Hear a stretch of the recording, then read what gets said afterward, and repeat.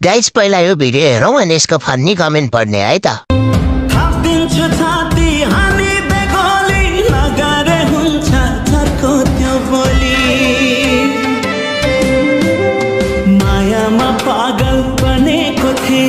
रुको जरा सबर करो। लाउरे हो लाउरे, जन्मिँदै एक नाले बन्दुक र दुईटा गोली साथमै बोकेर हिँडेको हुन्छ।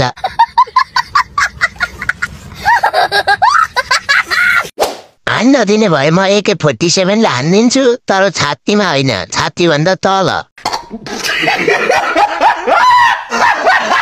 यसरी थापेपछि त म 12 इन्चको गोली हानिदिन्थे। आज बिहानै छिटो निन्द्रा किन खुल्यो भनेको त यसको चटक हेर्नलाई पो रहेछ। वारी जमुना पारी जमुना, कहाँबाट आउँछन् यस्ता मोजी नमुना।